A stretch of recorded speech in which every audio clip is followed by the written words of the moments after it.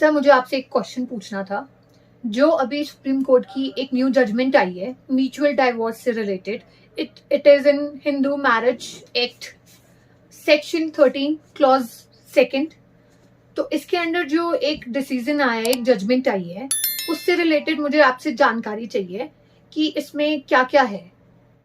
नमस्कार दोस्तों, आपने हाल ही में बहुत सारी मीडिया में न्यूज़ आइटम में एक जजमेंट के बारे में देखा होगा। ये बहुत ही इम्पोर्टेंट जजमेंट है और ये क्यों इतनी वाइडली जो है रिपोर्ट की गई, क्या है था इशू इस जजमेंट में और किस बारे में है ये ऑनरेबल पेक कोर्ट की जजमेंट। और जैसा कि एडवोकेट आशिमा प्रेमिना ने भी यही सवाल पूछा है कि एक्चुअली ये क्या जजमेंट है जो कि इतनी वाइडली ये रिपोर्ट की गई है। तो मैं आपको ले चलता हूँ जजमेंट की तरफ, लेकिन उससे पहले मैं आपसे रिक्वेस्ट करूँगा कि अभी कुछ ही दिनों में काफ़ी सारा सहयोग मिला आप लोगों का, काफ़ी सारे फीडबैक भी आए हैं, कमेंट्स भी आए हैं, लाइक भी आए हैं और सब्सक्राइबर भी बढ़े हैं।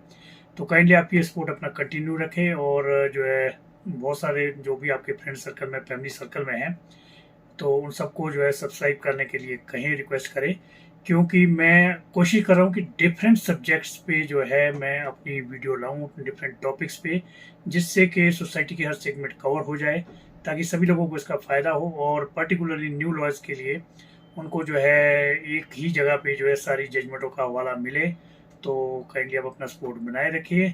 और जो है ज़्यादा से ज़्यादा शेयर करें, लाइक करें, बेल आइकॉन भी दबाएं ताकि आपको जो नोटिफिकेशन मिले तुरंत ही, और मुझे ज़्यादा शेयर ना करना पड़े व्हाट्सएप के थ्रू और किसी और सोशल मीडिया के थ्रू, आप लोगों को ऑटोमेटिकली मिल जाए। तो चलिए अब मैं ले चलता हूँ आप लोगों को सीधा उस जजमेंट की तरफ। क्या है वो जजमेंट और क्यों इतनी इंपॉर्टेंट है। तो इसमें जो जैसा आप देख पा रहे हैं, जो बैकग्राउंड थी इस जजमेंट में, क्या इशू इन्वॉल्व थे, वो इस तरह से थे। The issue before the constitution bench, यानी कि सबसे पहली बात तो ये कि ये जो जजमेंट है ये है 5 ऑनरेबल जजेस के पास है, कॉन्स्टिट्यूशनल बेंच के पास, क्योंकि जब इंपॉर्टेंट इशू होता है तभी उसको जो है रेफर किया जाता है कॉन्स्टिट्यूशनल बेंच के पास। अदरवाइज तो डिवीजन बेंच यानी कि ऑनरेबल 2 जजेस से भी वो डिसीजन आ जाते हैं। जब कोई कंफ्लिक्ट हो जाता है, यानी कि ऑनरेबल पेक्स कोर्ट की कोई दो जजमेंट्स उनमें कंफ्लिक्ट हो रहा है, एक डिवीजन बेंच ने एक व्यू रखा है, दूसरे बेंच ने दूसरा रखा है, तो उसको रेफर किया जाता है लार्जर बेंच के लिए। तो इसमें ये इशू है, the issue before the constitution bench as enumerated below rise primarily from the order dated 12 May 2010 passed in transfer civil number 899 of 2007 Nitin Malviya versus Rakesh Malviya, wherein a bench of 2 judges had doubted the view expressed in Anjana Kishore versus Puneet Kishore and Manish Goyal versus Rohini Goyal that this court, in exercise of the power under Article 142 of the Constitution of India, cannot reduce or waive the period of 6 months for moving the second motion as stipulated in subsection 2 to the section 13B of the Hindu Marriage Act 1956. Noticing this, the court, some high courts and even family courts in some states had been dispensing with or reducing the period of 6 months for moving the second motion when there was no possibility whatsoever of the spouses cohabiting. The following question was referred to a 3 judges bench for a clear ruling and future guidance. तो इसमें ये issue हो गया था, जैसे आप देखें ऊपर जो जजमेंट्स थी, डिफरेंट जजमेंट्स पे डिफरेंट व्यू पॉइंट आ रहे थे, और उसी के बेस पे जो है लोअर कोर्ट्स में भी, यानी कि जहाँ ये फैमिली कोर्ट्स में जो है डाइवोर्स के मैटर होते हैं, वहाँ पे भी वो जो है 6 मंथ का पीरियड है। यानी कि जब आपने म्यूचुअल डाइवोर्स के लिए करना है, दोनों पार्टी एग्री है, तो प्रोसीजर ये है अंडर सेक्शन 13B कि आप दोनों अप्लाई करेंगे, फर्स्ट मोशन होगा, यानी कि दोनों की स्टेटमेंट्स होंगी, फिर एक 6 मंथ का जो बीच में कूलिंग पीरियड होता है वो दिया जाता है, फिर 6 मंथ के बाद दोबारा सेकंड मोशन होगा। अगर दोनों की स्टेटमेंट सेम रहती है कि yes we have to part, तो देन इट्स ओके। पर बीच में कई बार ऐसी सिचुएशन आ जाती है कि 6 मंथ का पीरियड भी क्यों, बहुत सारी एग्जाम्पल होते हैं। कई बार कोई लोग बाहर होते हैं, सेटल होते हैं, फिर बार बार उनके लिए आना मुश्किल हो जाता है। तो अगर उनकी मैरिज बिल्कुल इस तरह के इस स्टेज पे पहुंच चुकी है कि वहाँ वापसी में कॉन्सिलेशन कोई भी जो है ऐसा कोई सूरत नहीं बनती है, तो उस सिचुएशन में क्या 6 मंथ्स का पीरियड देना चाहिए, नहीं देना चाहिए। तो ये एक जो क्वेश्चन था वो 3 बेंच के पास जो रेफर हुआ था, whether the period prescribed in subsection 2 of section 13B of the Hindu Marriage Act 1955 can be waived or reduced by this court exercise jurisdiction under Article 142 of the Constitution. Number 1 ये था। However, the question was never decided since TPC so and so was rendered infructuous as a party subsequent to the order of the reference had dissolved their marriage by mutual consent. फिर TP number so and so Shilpa Shailesh versus Varun Srinivasan, a bench of two judges, wide order dated 6 April 2015, issued notice to the Attorney General for India for addressing arguments on the following issues. तो इसमें ये तीन जो है main issues हुए थे. The scope and extent of the power of this court under Article 142 of the Constitution of India insofar as dispensing with the period of notice under Section 13B of the Hindu Marriage Act था. जो second question जो issue raise हुआ था reference में, वो था the stand of the government with regard to statutory incorporation of irretrievable breakdown of marriage, यानी कि क्या गवर्नमेंट ही अगर ये क्लॉज डाल दे एक्ट में पार्लियामेंट के थ्रू, उसके बारे में.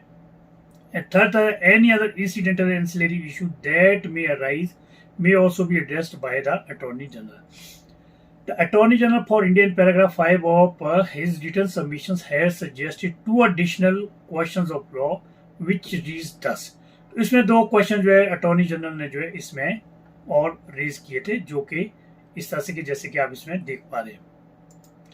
फिर अल्टीमेटली पैरा 2 में the stand of the government with regard to statutory so जो क्वेश्चंस थे पैरा 5 में, the questions are formulated in below. After ये सारे डिस्कशन होने के बाद जो क्वेश्चन फॉर्मुलेट हुए थे वो मेनली ये थे. What should be the broad parameters for exercise of power under article 142 of the constitution to resolve a marriage between the consenting parties without referring the parties to the family court to wait for a mandatory period prescribed under Section 13B of the Hindu Marriage Act, whether exercise of such jurisdiction under Article 142 should not be made at all, or whether such exercise should be left to be determined in the facts of every case. तो ये इसमें एक जो है main issue हुआ था. फिर इन सब के ऊपर जो सब्सटेंशियल क्वेश्चन जो फॉर्मुलेट हुए थे वो पैरा नंबर 7 में स्टेटमेंट में रेफर हुए हैं. Accordingly, the following substantial questions of law arise for consideration before us. The scope and ambit of the power of the jurisdiction of this court under Article 142(1) of the Constitution of India. Secondly, in view of the depending upon the finding of this bench on the first question, whether this court, while hearing a transfer petition or in any other proceedings, can exercise power under Article 142(1) of the Constitution of India in view of the settlement between the parties and grant a decree of divorce by mutual consent, dispensing with the period and the procedure prescribed under Section 13B of the Hindu Marriage Act, and also quash and dispose of the other connected proceedings under the Protection of Women from Domestic Violence, Section 125 of Code of Criminal Procedure or Criminal Prosecution Primarily. If the answer to this question is in the affirmative, in which cases and under what circumstances should the court exercise jurisdiction under 142(1) of the Constitution of India is an ancillary issue to be decided. ये एक बहुत important बात थी. इसमें होता क्या है कि जब मैट्रिमोनियल डिस्प्यूट होता है उसमें एक केस नहीं बल्कि बहुत सारी लिटिगेशन पैदा हो जाती है. डाइवोर्स का हो जाता है, फिर उसमें कई बार डोरी का हो जाता है, फिर उसमें मेंटेनेंस के इशू हो जाते हैं, डोमेस्टिक वायलेंस के हो जाते हैं, तो मल्टीप्लिसिटी ऑफ लिटिगेशन हो जाती है. और कई बार सिचुएशन ये होती है कि एक साइड ने केस किया, मान लीजिए जो हस्बैंड है वो एक स्टेट में रहता है, उसने अपने स्टेट में कुछ इनिशिएट की प्रोसीडिंग, जो फीमेल है वो किसी दूसरी स्टेट में या किसी दूसरी जुरिडिक्शन में उसने वहाँ पे जो है प्रोसीडिंग्स अपनी इनिशिएट की. तो इस तरह से वो कन्फ्लिक्ट हो जाता है उसमें इंटरेस्ट में. तो एक पार्टी जो है क्या करती है कि सीधे ऑनरेबल सुप्रीम कोर्ट में ट्रांसफर ऑफ केसेस के लिए अप्लाई करती है. तो मान लीजिए अगर वो ट्रांसफर ऑफ केस के लिए किसी एक पार्टी ने सीधा सुप्रीम कोर्ट में अप्लाई किया है और वहाँ कोई ऐसी सूरत बन जाती है कि उनका म्यूचुअली डाइवोर्स कराया जाता है, तो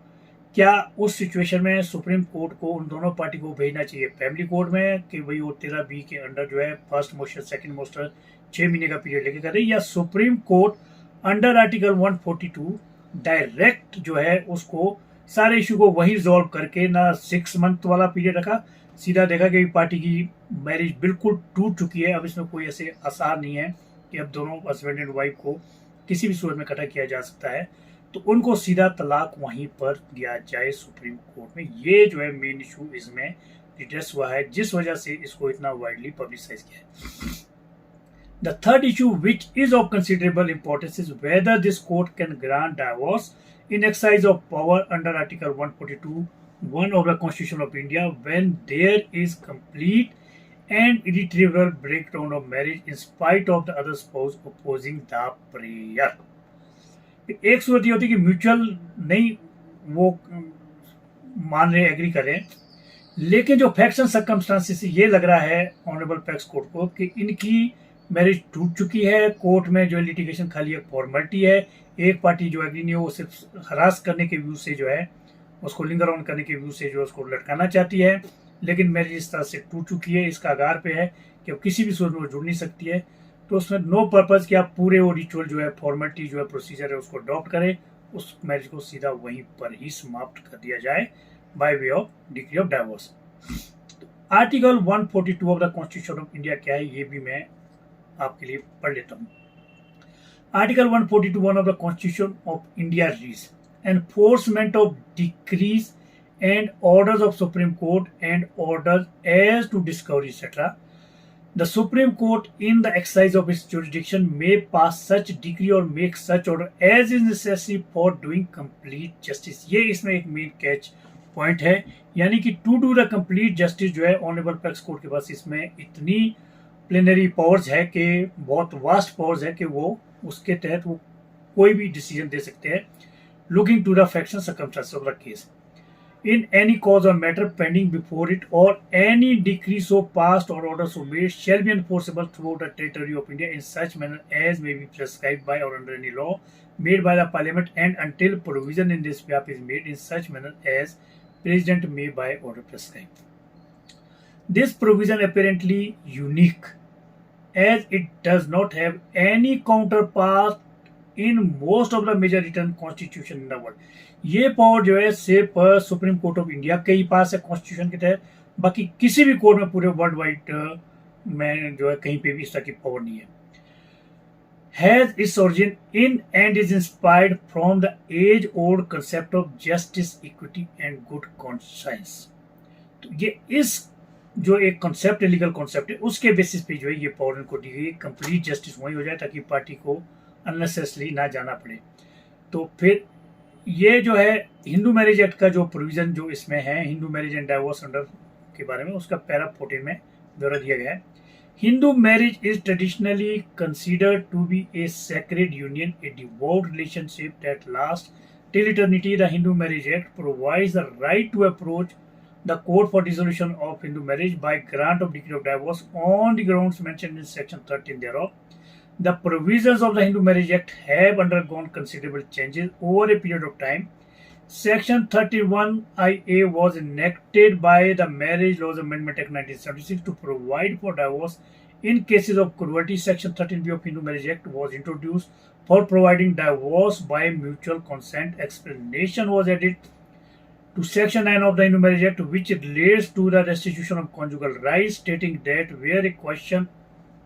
of whether there has been reasonable excuse for withdrawal from society rises, the burden of proving reasonable excuse shall be on the person who has withdrawn from the society. The effect of the said amendment as noticed below partially dilutes the rigors of the subsection 1A to Section 23 of the Hindu Marriage Act, which stipulates that the court, while examining whether any ground for granting relief exists, would be satisfied that the petitioner is not in any way taking advantage of his her own wrong or disability for the purpose of such relief. जो section 13B है वो है 13B divorce by mutual consent subject to the provisions of this act. A petition for dissolution of marriage by a decree of divorce may be presented to the district court by both the parties to a marriage together, whether such marriage was solemnized before or after the commencement of the Marriage Laws Amendment Act 1976, on the ground that they have been living separately for a period of 1 year or more than that, they have not been able to live together and they have mutually agreed that the marriage should be dissolved. इसमें जो पहली condition है वो ये है कि दोनों party ने पिटीशन देनी है फैमिली कोर्ट में, और उसमें एक जो ग्राउंड होना चाहिए कि वो 1 साल से लगभग अलग रह रहे, 1 साल या उससे ज्यादा से, और इसीलिए जो है अब वो दोनों जो है अपनी शादी को डिसॉल्व करना चाहते हैं। On the motion of both the parties made not earlier than 6 months after the date of presentation of the petition referred to subsection 1 and not later than 18 months after the said date, If the petition is not withdrawn in the meantime, the court shall, on being satisfied, after reviewing the parties and after making such inquiries as thinks fit, that a marriage has been solemnized and that the averments in the petition are to pass a decree of divorce declaring the marriage to be dissolved with effect from the date of the decree. 6 महीने से 1.5 साल के अंदर में अगर उस petition को withdraw नहीं किया गया है तो उसमें जो है कोर्ट जो है फिर डिक्री ऑफ डाइवोर्स उसमें कर लेंगे। लेकिन यूजुअली ये होता है कि उसमें एक सेकंड मोशन किया जाता है, दोनों बारी स्टेटमेंट्स की जाती है, तो वो जो है फिर उसके बेसिस पे जो है फिर अगर दोनों बारी सेम स्टेटमेंट रहती है पार्टी की कि they want to part ways, तो वो जो है फिर डिक्री ऑफ डाइवोर्स हो जाती है। फिर इसमें जजमेंट में काफ़ी सारा केस लॉ इंडिया का, बाहर का, हाई कोर्ट्स का डिस्कस किया गया एट लेंथ, बहुत सारे डिफरेंट इश्यूज एस्पेक्ट्स में, और अल्टीमेटली पैरा 23 ऑनवर्ड जो है grant of divorce on the ground of irretrievable breakdown of marriage in exercise of jurisdiction and power under article 142(1) of the constitution of India, इसके बारे में para 23 onward जो है sorry discuss किया गया at length, और सारे एक्ट के प्रोविजन वगैरह और केस लॉ के सारा डिस्कस एट लेंथ किया गया है। फिर उसके बाद जो ऑनरेबल सुप्रीम कोर्ट ने जो कंक्लूजन इसमें दिया है वो पैरा 42 ऑनवर्ड है। In view of the aforesaid discussion, we decide this appearance by answering the question framed in the following manner. First, the scope and ambit of power and jurisdiction of this court under Article 142(1) of the Constitution of India. This question as to the power and jurisdiction of this court under Article 142(1) of the Constitution of India is answered in terms of paragraph 8 to 13, inter alia holding that this court can depart from the procedure as well as the substantive law. यानी कि honourable PACS court की constitution bench ने ये कहा है कि 141(1) article में इनको इतनी पावर है कि ये प्रोसीजर जो ले डाउन है उस सबको जो है किनारे पे रख के ये डायरेक्टली जो है वहां पे जस्टिस कर सकते हैं, as long as the decision is exercised based on consideration of fundamental, general and specific public policy. While deciding whether to exercise discretion, this court must consider the substantive provision as enacted and not ignore the same, albeit this court acts as a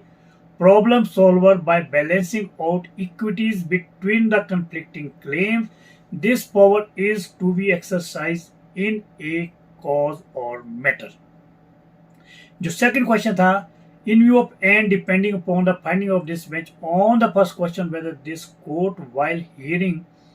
a transfer petition or in any other proceedings can exercise power under Article 142(1) of the Constitution in view of this settlement between the parties and grant of decree of divorce by mutual consent, dispensing with the period and procedure prescribed under Section 13(b) of the Hindu Marriage Act, and also question and dispose of other connected proceedings under Domestic Violence Act Section 125 of CRPC or criminal prosecution primarily under Section 498A or other provisions of the IPC. If the answer to this question is in the affirmative, in which case under that what circumstances should the court exercise jurisdiction under Article 142 of the Constitution of India is an ancillary issue to be decided. In view of our findings on the first question, this question has to be answered in the affirmative, inter alia holding that this court in view of settlement between the parties has the discretion to dissolve the marriage by passing a decree of divorce by mutual consent without being bound by the procedural requirement to move the second motion. This power should be exercised with care and caution, keeping in mind the factors stated in this judgment. This court can also exercise of power under Article 142(1) of the Constitution of India, quash and set aside the proceeding under and orders including criminal proceeding. यानी कि अगर party में consent हो गई, उनमें कोई agreement हो गया, उन्होंने जो एक कंसेंसुअल अपना जो एग्रीमेंट सुप्रीम कोर्ट के सामने दे दिया कि जी हम इन टर्म्स, हमारी ये टर्म्स एंड कंडीशन है, हम ये एग्री होते हैं, बेस्ड ऑन दैट वो जो नीचे की प्रोसीडिंग है वो भी क्वैश हो जाएगी और इमीडिएटली डाइवोर्स भी हो जाएगा, और जो कुछ भी उनका लेना देना वो उनके कंसेंट के बेस पे जो है ऑनरेबल पैक्स कोर्ट इसमें डायरेक्टली उनको डाइवोर्स भी दे सकते हैं और सारी प्रोसीडिंग भी क्लोज हो सकती है। Third question was whether this court can grant divorce in exercise of power under Article 142(1) of the Constitution of India when there is complete and irretrievable breakdown of marriage in spite of the other spouse opposing the plea. ये बहुत important question है। अब मान लीजिए situation ये हो गई, जैसा कि मैंने पहले भी एक्सप्लेन किया है कि एक पार्टी उसको जानबूझ के अपोज कर रही है, हालांकि इंटेंशन उस पार्टी की भी नहीं, या सिचुएशन ऐसी बन गई कि अब कोर्ट कैन नॉट डायरेक्ट कि भाई आप आपस में लिव टुगेदर और have love and affection for each other, वो एक नेचुरल एस्पेक्ट होता है। अगर उनके बीच लव एंड अफेक्शन ही खत्म हो गया तो इट्स नो यूज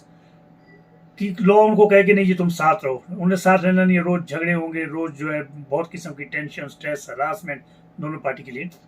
तो उसको बोलते हैं irretrievably break down of the marriage. जब इस सिचुएशन में मैरिज पहुंच जाए और चाहे एक पार्टी उसमें जो है अपोज भी कर रही है, तो क्या ऑनरेबल अपेक्स कोर्ट को वो पावर है कि वो उस मैरिज में भी तलाक दे दे? This question is also answered in affirmative,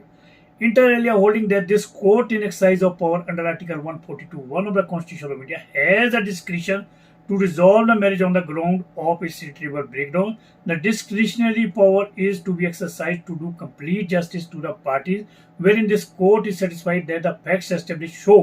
that the marriage was completely failed and there is no possibility that the parties will cohabit together, and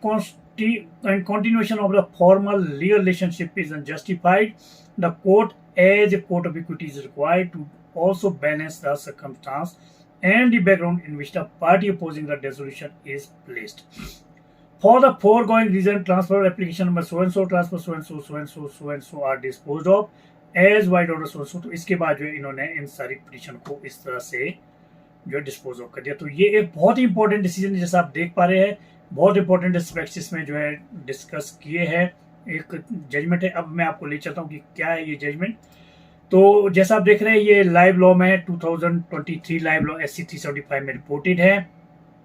और ये जो है ऑनरेबल 5 जजेस का डिसीजन है by honourable mister justice Sanjay Kishan Kaul, honourable mister justice Sanjiv Khanna, honourable mister justice Abhay S Oka, honourable mister justice Vikram Nath and honourable mister justice JK Maheshwari की bench का, constitution bench का ये है। और ये डिसीजन आया था transfer petition civil number 1118 of 2014, और ये डिसीजन है 1 मई 2023 का। केस का टाइटल है शिल्पा शैलेश वर्सेस वरुण श्रीनिवासन। तो आशा करता हूँ कि ये एक्सप्लेनेशन आपके काफ़ी काम आने वाली है और आप काफ़ी इसको अंडरस्टैंड कर चुके होंगे। तो काइंडली आप मुझे इसी तरह से फ्यूचर के लिए सजेस्ट करते रहे। अभी काफ़ी सारी सजेशन आए हैं, मैं उस पर भी लॉ सर्च कर रहा हूँ और आगे मैं उन पर भी लाऊंगा। आप लोग भी काइंडली सजेस्ट कीजिए अगर आपको कोई मेरे कंटेंट में या मेरे किसी फॉर्मेट में कोई कमी नज़र आती है, या किसी जजमेंट या ओवर रूल हो गई है, या उसमें आपको किसी भी किस्म का आपको लगता है कि मुझे फीडबैक देना चाहिए, तो काइंडली आप खुले दिमाग से ज़रूर फीडबैक दें, कमेंट दें अपना। और फिर एक बार रिक्वेस्ट करूँगा कि सब्सक्राइब करें और करवाएं, क्योंकि बहुत सारी ऐसी जजमेंट्स है आप यू कांट से कि कब कौन सी जजमेंट किसके काम आ जाए। तो आप काइंडली सबसे सब्सक्राइब करवाएं और जो है बेल आइकॉन को भी आप इसमें करें। तो thank you very much and god bless you all, bye bye.